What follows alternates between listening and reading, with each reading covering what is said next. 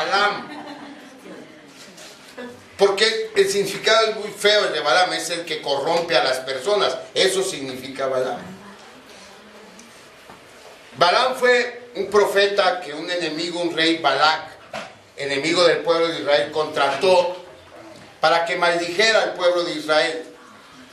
Porque tenía miedo de que los invadieran. Ellos conocían de la proeza que había hecho Israel en Egipto y tenían miedo. Entonces cuando llegaron a la frontera de Moab, que era de donde era rey Balac, él llama a este profeta y dice: ve y maldícelos para que su Dios no los ayude. ¿Se acuerdan que Balaam primero no quería ir, después fue que iba en el mulo y le apareció el mulo y el mulo hasta habló para decirle? Bueno,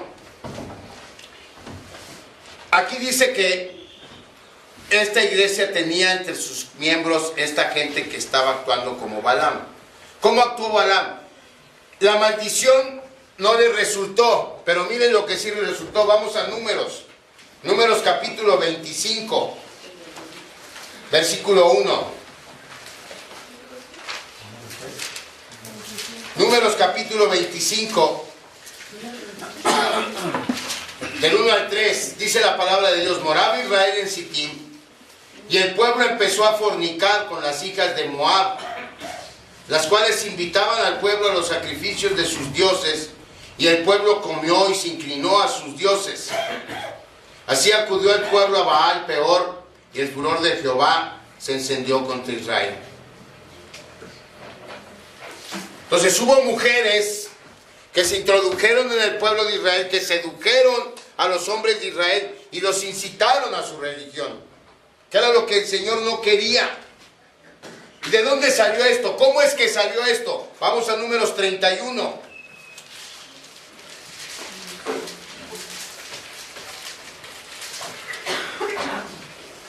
Aquí en Números 31 ya Moisés quiere poner remedio a esta situación.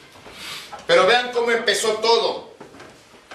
31:15, y les dijo Moisés: ¿por qué habéis dejado con vida a todas las mujeres moabitas?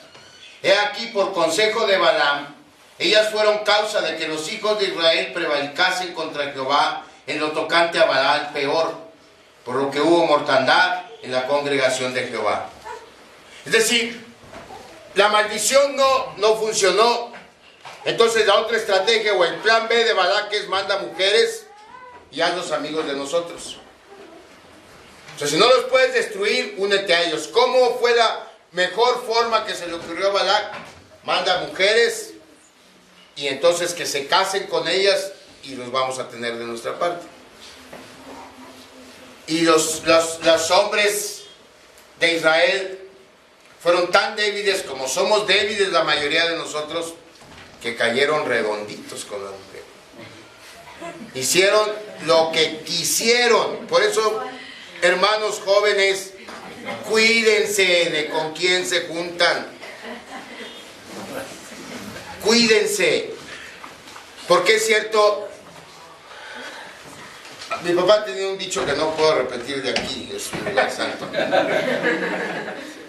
Pero tiene que ver con una yunta de güeyes, imagínense lo demás, ¿no? Porque es cierto, uno hace lo que la mujer dice. Es tanto, no, usted no, hermano. Nada más ganó el mandil de oro el año pasado, mi hermano, pero él no hace lo que el hermano Irena dice. Es cierto, la mujer es una gran influencia. Y eso pasó en el pueblo de Israel. Y eso estaba pasando en la iglesia de Pérgamo. Es decir, había gente que, influenciado por mujeres, estaba yendo a tener esas prácticas inmorales. Y luego dice también: tienes a los nicolaitas. ¿Quiénes eran los nicolaitas? Ya lo vimos cuando vimos a Éfeso. Cuando menos Éfeso los corrió, estos no. Estos los aceptaban. Los nicolaitas es los que decían, entre otras cosas: vamos a comer y vamos a beber porque mañana nos vamos a morir, ¿no? Así. Vamos a disfrutar, la vida se vive solo un momento. Estamos aquí, estamos ahora.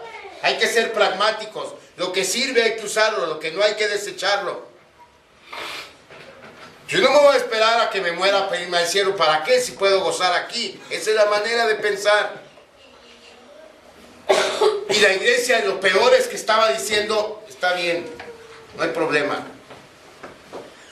Vamos al antro el sábado, te despiertas, más te alivianas el domingo en la mañana, te bañas y te vas al templo. Si es que vas al templo. Y si te duermes y no puedes ir, bueno, no hay bronca. Al cabo siempre hay más domingos, ¿no? Siempre hay más domingos. Esa era la actitud que estaban tomando y estaba bien. Ese era el problema.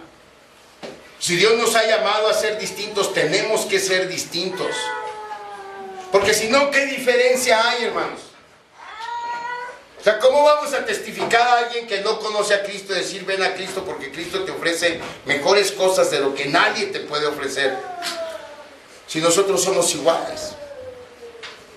Y la gente que le digamos va a decir, pues es que, a ver, tú me dices que me haga cristiano, pero pues yo veo que tú eres cristiano y tú es igual que yo. ¿Cuál es la diferencia en ser cristiano o no? Eso cuando bien nos va, ¿no? Tristemente tenemos testimonios de gente que el mayor favor que nos haría es decir que no es cristiano. Sí, porque de veras, porque va uno y habla y dice, pero ¿para qué voy a ser cristiano? ¿Para ser igual que tú? Pues mejor no. Mejor así déjame como estoy. Ese es el problema. Y ese es el problema que estaba viendo en Pérgamo. Y ese es el problema que está viendo en nuestras iglesias. Lo estamos haciendo más light y más light y más light cada día. Empezando por nosotros, las cabezas. Ese es el problema. Y ese es el problema. Y eso es lo que el Señor Jesús tiene y se los dice. Yo tengo contra ti esto. Que estás viendo que el pecado está entrando a la iglesia. Y repito, hermanos, no es que vamos a cerrar ni nos vamos a aislar y no vamos a dejar que el mundo entre. Claro que no. La iglesia es para salir al mundo.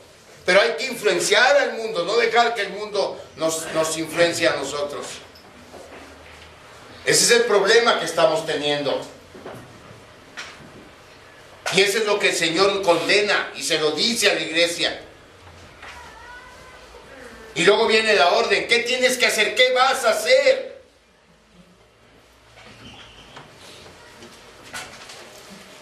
Vamos otra vez a Apocalipsis 2. Versículo 16.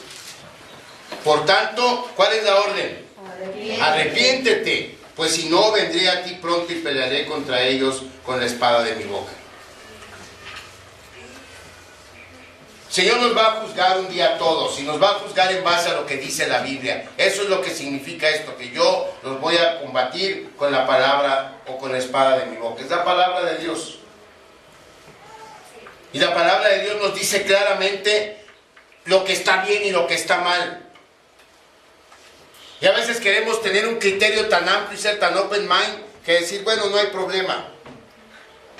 La Biblia dice que el aborto está mal, pero es una elección, está bien. La Biblia dice que tienes que respetar la vida y que Dios es el único que pone fin a tu vida, pero la eutanasia está de moda, está bien entonces.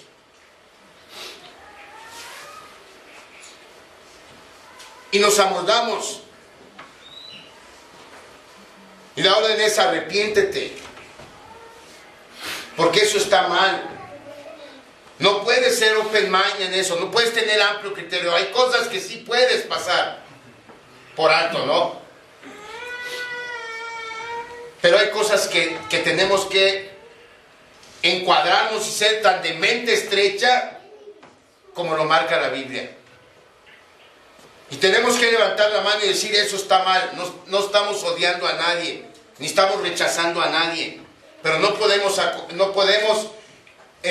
aprobar conductas que la Biblia rechaza. Y eso es lo que está pasando hoy. Está bien, no hay problema. No pasa nada. Esa es la mayor doctrina que se está predicando hoy en nuestras iglesias.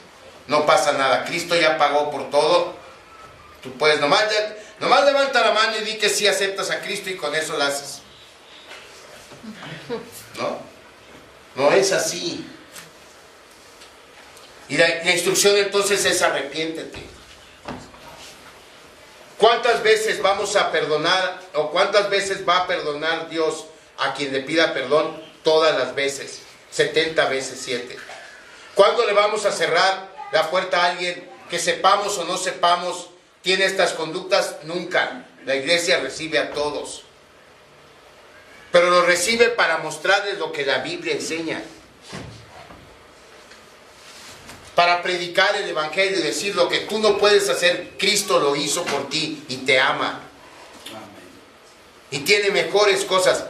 El dinero no murió por ti. Tu pareja Jorge, si te llamas Juan, no murió por ti. O tu amante no murió por ti. Cristo murió por ti. Aleluya. Y Él murió para que tengas vida eterna. Y para que estés en un lugar en donde tu potencial se va a desarrollar. Ahí sí vas a ser el mejor tú. Porque a eso, el evangelio ahora es ese. Olvídate de Cristo, olvídate de resurrección. Sé el mejor tú. No. Esfuérzate, tú puedes. Somos más motivadores que predicadores del evangelio. Donde vamos a ser de veras el mejor yo. Donde vamos a desarrollar todo nuestro potencial es en el cielo. Pero para entrar al cielo se necesita un boleto. Y ese boleto es la salvación que Cristo nos dio. Amén. Eso es lo que tenemos que predicar. Y tenemos que llamarle a lo malo, malo. Y si perdemos gente en el intento, bueno, pues lástima. Pero no podemos comprometer el evangelio. Y las puertas están abiertas y vamos a seguir predicando. Pero cuando Cristo nos encuentra, el cambio debe ser evidente. El endemoniado gadareno ya no andaba desnudo y en cadenas, ¿o sí? Estaba vestido y en su sano juicio y podía sostener una conversación. Esa es la diferencia que hace Cristo. Y eso es lo que tenemos que predicar. Si no, dice el Señor Jesús aquí en Apocalipsis, voy a venir y te voy a juzgar. Si tú creíste que tenías más amplio criterio que yo, estás equivocado. Porque cuando yo digo que una cosa está mal, está mal. Esa es la orden que tenemos que obedecer. Esa es la instrucción que debemos seguir. ¿Qué va a pasar si nos arrepentimos? ¿Qué va a pasar si obedecemos? Hay una promesa, versículo 17. El que tiene oído, oiga lo que el Espíritu dice a las iglesias. Esto es importante. Nosotros tenemos que predicar el evangelio y es una realidad que no todos lo van a oír.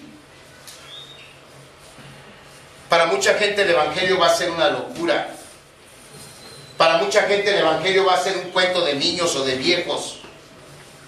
Para mucha gente el evangelio va a ser una muleta nada más para ayudarte